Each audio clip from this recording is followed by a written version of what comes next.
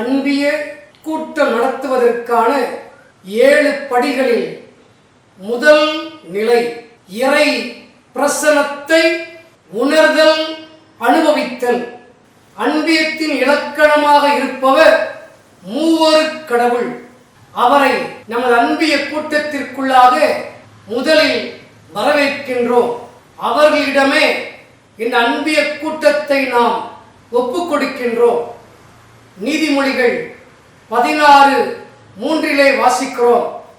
உனது செயல்களை எல்லாம் ஆண்டவரிடம் ஒப்படை, அப்போது நீ அவற்றை வெற்றியோடு நிறைவேற்றுவாய் என்று.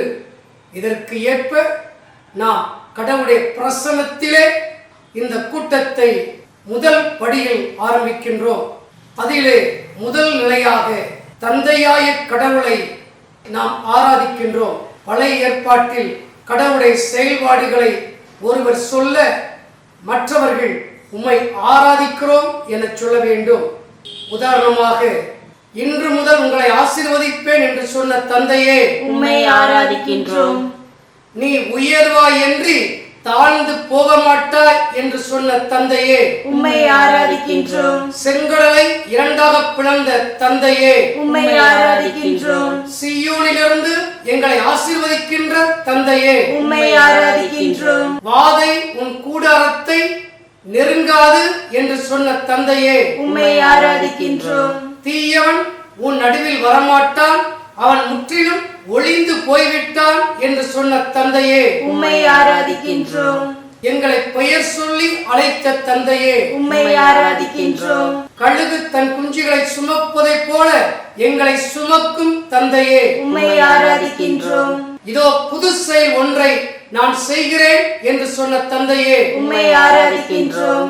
நீ செல்லும் இடமெல்லாம் வெற்றி பெறுவாய் என்று சொன்ன தந்தையே உம்மை ஆராதிக்கின்றோம். எனது இரக்கம் தீர்ந்து போகவில்லை, எனது பேரன்பு முடிவுறவில்லை என்று சொன்ன தந்தையே உம்மை ஆராதிக்கின்றோம். உன் மீது முடிவில்லா அன்பு கொண்டுள்ளேன், எனவே பேரன்பால் உம்மை ஈர்த்துள்ளேன் என்று சொன்ன தந்தையே உம்மை ஆராதிக்கின்றோம். உன் மீது முடிவில்லா அன்பு கொண்டுள்ளேன், எனவே பேரன்பால் உன்னை ஈர்த்துள்ளேன் என்று சொன்ன தந்தையே உம்மை ஆராதிக்கின்றோம். வலக்கரத்தால் எங்களை தாங்குகின்ற தந்தையே உம்மை ஆராதிக்கின்றோம். நான் அளிக்கின்ற விடுதலை அண்மையில் உள்ளது என்று சொன்ன தந்தையே உம்மை ஆராதிக்கின்றோம். நான் கொடுக்கின்ற வெற்றி விரைவில் வெளிப்படும் என்று சொன்ன தந்தையே உம்மை ஆராதிக்கின்றோம். எங்கள் மீட்புக்காக உன் ஒரே மகனையே அனுப்பிய தந்தையே உம்மை ஆராதிக்கின்றோம்.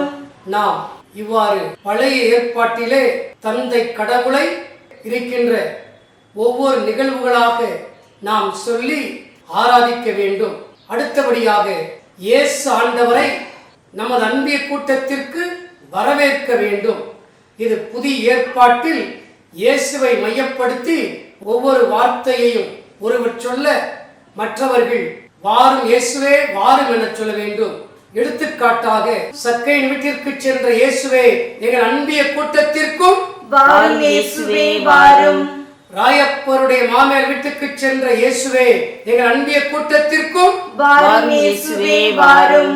மார்த்தா மரியா வீட்டுக்கு சென்ற இயேசுவே எங்கள் அன்பிய கூட்டத்திற்கும் வாரும் இயேசுவே வாரும். கானாவூர் திருமணத்திற்கு சென்ற இயேசுவே எங்கள் அன்பிய கூட்டத்திற்கும் வாரும் இயேசுவே வாரும். எம்மாவூஸ் சீடர்களோடு நடந்து சென்ற இயேசுவே எங்கள் அன்பிய கூட்டத்திற்கும் வாரும் இயேசுவே வாரும். கானாவூர் திருமணத்திற்கு சென்ற இயேசுவே எங்கள் அன்பிய கூட்டத்திற்கும் வாரும் இயேசுவே வாரும். நானே வாழ்வு தரும் உணவு என்று சொன்ன இயேசுவே எங்களை வாழ்விக்க வாரும் இயேசுவே வாரும். உங்கள் துயரம் மகிழ்ச்சியாக மாறும் என்று சொன்ன இயேசுவே இந்த அன்பிய கூட்டத்தில் இருக்கின்ற ஒவ்வொருடைய துயரத்தை மகிழ்ச்சியாக மாற்றுவதற்கு வாரும் இயேசுவே வாரும். தந்தையிடம் எங்களுக்காக பரிந்துரை செய்து கொண்டிருக்கிற இயேசுவே இந்த அன்பிய கூட்டத்தில் இருக்கின்ற ஒவ்வொருவருக்கும் பரிந்துரை செய்வதற்காக வாரும் இயேசுவே வாரும். நோயாளிகளை குணமாக்கிய இயேசுவே எங்கள் நோயையும் குணமாக்க வாரும் இயேசுவே வாரும். பாவிகளை தேடி மீட்க வந்தேன் என்று சொன்ன இயேசுவே எங்களை பாவத்திலிருந்து மீட்பதற்காக வாரும் இயேசுவே வாரும். நற்கரையில் எப்பொழுதும் பிரசன்னமாய் இருக்கின்ற இயேசுவே எங்கள் அன்பிய கூட்டத்திலும் பிரசனமாக இருப்பதற்காக வாரும் இயேசுவே வாரும். இவ்வாறு இயேசு ஆண்டவரை நமது அன்பிய கூட்டத்திற்குள்ளாக நாம் வரவேற்கின்றோம். ஆவியான தேவனே அசைவாடுமே, அருள் பொழியும் ஜீவனே ஆட்கொள்ளுமே. ஆவியான தேவனே அசைவாடுமே, அருள் பொழியும் ஜீவனே ஆட்கொள்ளுமே. வாரும் ஆவியே தூய ஆவியே, வாரும் ஆவியே தூய ஆவியே, வாரும் ஆவியே தூய ஆவியே, வாரும் ஆவியே தூய ஆவியே. ஆவியான தேவனே அசைவாடுமே, அருள் பொழியும் ஜீவனே ஆட்கொள்ளுமே.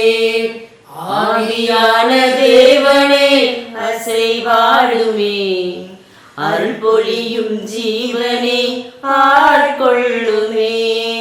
தூய ஆவியானவர் இந்த அன்பிய கூட்டத்தை வழிநடத்தும்படியாக தூய ஆவியானுடைய ஆளுமைக்குள்ளாக இந்த அன்பிய கூட்டத்தை நாம் இப்பொழுது அர்ப்பணித்து விட்டோம். இதுதான் அன்பிய கூட்டம் நடத்தும் 7 படிநிலைகளில் முதலாவது நிலை. இந்த கூட்டத்தில் நாம் முக்கியமாக கவனிக்க வேண்டியது என்னவென்றால், ஜெப உணர்வு இங்கு இருந்ததா? ஜெப உணர்வை தடை செய்யக்கூடிய காரணங்கள் எதுவும் இருந்ததா? இந்த அன்பிய கூட்டத்தில் இருக்கின்ற ஒவ்வொருவரும் இறை பிரசனத்தை அனுபவித்தார்களா, உணர்ந்தார்களா என்பதை நாம் சீர்தூக்கி பார்க்க வேண்டும். அன்பிய வாழ்வே கிறிஸ்துவ வாழ்வு, கிறிஸ்தவ வாழ்வே அன்பிய வாழ்வு.